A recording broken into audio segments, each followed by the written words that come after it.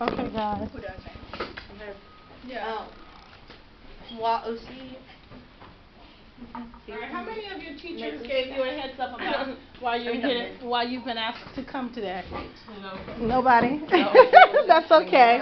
Alrighty. So just I have two objectives today. One, you can come on in closer. One is to get some feedback regarding our program in general. When we have the IB evaluates us every 5 years. And when they come in, they meet with students like yourselves, and they're going to ask the students, you won't be here in 2020, the fall of 2020, but they'll be asking the kids the kinds of questions I'm going to be asking you, and they particularly will be asking about the community project.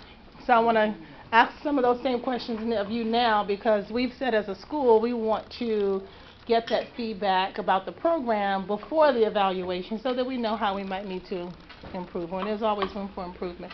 And then with regards to the community project specifically, we want to start rolling things out for the 7th graders now, so we want to get some of your feedback on that. Okay? So, I have the video going, not for pictures per se, but really for audio, because I will be taking some notes, but if I miss something, I'll be able to go back to hear your comments. Okay? So first we'll start with some of the typical IB questions that the evaluators will have.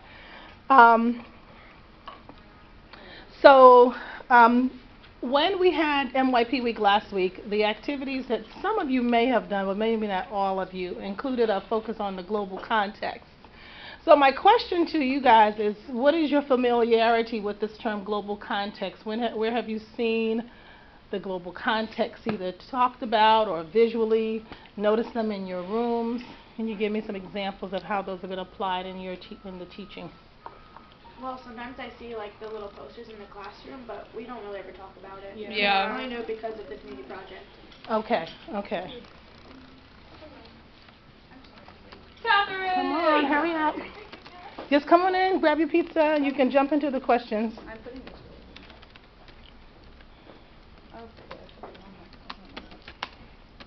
Okay. Next question. Well, how do you see your experience as inquirers, or encouraging you to be inquirers and thinkers, or when we say problem solvers? How do you see yourselves having been encouraged to be inquirers and thinkers in your classrooms? We'll give some examples if you can. Like sometimes teachers like challenge you when they know something's too like easy for you. They'll be like, but like you like let's say like you're doing something, they'll be like they'll give you something else to do as well. Okay. Help like challenge you. Mr. Bittner asks a lot of critical thinking stuff. Yeah. Okay. We in some of my classes, we not only hear about what Mr. Stiver is talking about, but we also do some labs to find out our own data. Okay. So would you say things like labs encourage you to do some investigating on your own? You're not just sitting there listening to them every day, just listening. Like just listening to that. You're actually like doing something. Okay. I'm glad you brought that up. In social studies, one of the criteria is or criterion, I guess we could say singular, is be investigating. And the expectation is that IB students in social studies will be coming up with their own problems, so to speak, to research and find more information about and come up with the solutions. Can you give examples of experience, and even if not in social studies, but some of the other classes besides science where you are coming up with your own investigations? We had a Socratic seminar that was like part of science and social studies, and it like allows for kind of like debate. And so like you had to do your own research to make sure that like all of your arguments were watertight. We never did that. But we did it for geography. We do the DBQ, and then we have this day, like you have to figure out the information by yourself. Oh, we have flashouts, yeah. Yeah, with the way what you're gonna say and what's gonna happen. Okay. And in geography, so at my old school, I already did some of the units that I'm learning now. So Miss Nolan lets, if I show that I know enough on the pre-test, she'll let me pick a project that I can do that's about it, and I like doing those a lot. Independent.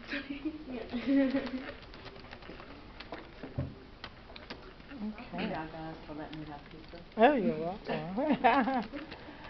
I think you can say the same thing for the science fair, since you have to find a problem and investigate Oh, yeah. ways to different results and what you see. Right. So that's not required. So the opportunity, though, is important. The kids have that opportunity in a school. But the fact that you're able to identify where that's happening in your regular required coursework is really important. Next question. And I think you kind of gave us some example of this, and that is the teaching and learning builds on what you already know. So the teachers being aware, finding out in some way what your prior knowledge is, and then building on that. Do you have any additional examples of that? Yeah, so in English we have no writing.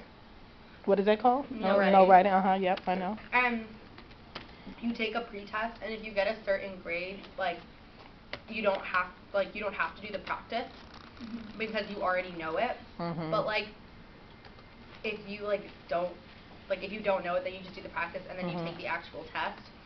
So, yeah. Okay. We've never done that. We don't do that. Yeah, we have. Wait, are you in the Gators? We do practice and then we. I'm a Gator. No, you know how like you do a pre-test and then.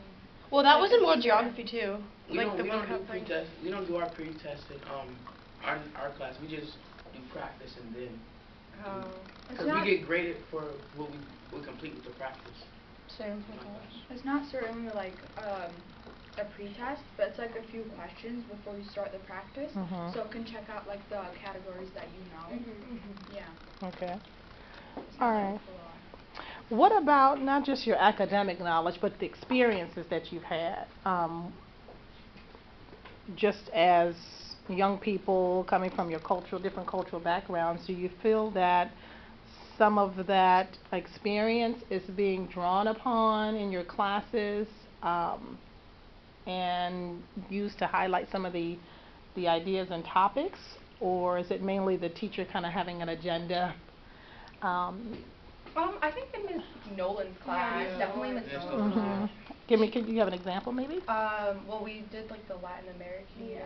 Okay. Also recently, just like a few days ago, we were talking about religion in Okay. our class. And Yeah, different religions, it's so really very nice. interesting to us. Yeah, it's really nice because she's like super involved and like even if it's not like exactly on the agenda, but it still has to do with like what we're learning, she'll like kind of give an extension of that or like an explanation of things. Like we have good class discussions and are able to go more in depth. Same with Mr. Bittner. Like we have an agenda, but the thing is, if someone goes off task, we'll just all go off topic and just talk about something else. Like we spend our time like debating half the time. So. With Tana. But like then we still get she debates like half the class. And that's my next question. Do you find that it circles back to Ms. Nolan's always like, and then that relates to. She always says that. He just makes us go back onto like if we're way off, he's just like, okay, let's go back to it. You know what you're going to do because you've gone through the classroom already. Okay, good point. Go ahead. It's like there's a slide deck and he shows you like, oh, okay, so today we're doing slide 6. Or you can go like faster. Okay. Because they use the same thing. And even if you don't want to be in the conversation, you can just do your work while like they're talking. It's nice because like you can move at your own pace. It's like it's your own pace. Yeah. Okay. But there's like a final due date for like everything. Okay. But you don't have to be like this first, this second, this third. Like you can be like, I'm gonna do this first, and then if like I have time today, I'll do this, or I'll do this at home. Yeah, it's really nice working at your own pace. Okay. Yeah. Okay. What about taking action on what you've learned? You know, we have service. You know, there are opportunities for service outside of the class. And then you have the project. But what about with regards to what you've covered in class and then being encouraged as a class, or even individually, but really as a class, so we've now learned this. Now, the action part is going to be, or how about we come up with some way to address this issue? Do you have any experiences with that, where you've been asked or encouraged to take action based on what you've learned? I mean, this is not a required class. This is not a required class, but in Model UN you do a lot of just trying to take action and trying to find a way how to solve one issue. Okay. And with the water projects that we did, there's Oh, a yeah. whole aspect of how people can take action to help. Yeah, we did the video, and like at the end we had to talk about like how you can help. And Okay. So, what were some of the personal ways? What were some of the ways that you guys took action, either individually or as a class, in addition to with the water project or any other example? we made a video. It was like a PSA. So like I remember that. Ours was really good. How would you extend I that? did it the whole So the whole point of action is for impact, right? And if that action stays within the school, there's some impact, of course. But how could that, what you did with your PSAs, be extended for even greater impact in our community? What do you think? The community or the world itself? Whether it be the neighborhood, or expanded as far as the water world. situation, like here, Mhm. it's different than in other places. So like it's just like raising awareness. Okay. Yeah. So like I feel like if it was just to like get like on the internet or something, or like more people would see it, you know. because once you raise awareness and say like what exactly you need to do, like for my science project I had to figure out how to purify water like naturally. So like once you figure out an idea and you like raise awareness of it, then they can. Yeah, the idea like passes on, and then it's like a chain reaction. Right. So again, how do you then recommend raising awareness to an audience beyond your classes or 8th grade? Any recommendations? Upload it to the internet. Like Yeah. Internet, I feel like basically. the internet is just like a Internet, maybe like campaigns or something. I Okay. don't know. It all relates. It all goes back to the internet. yeah. Alrighty.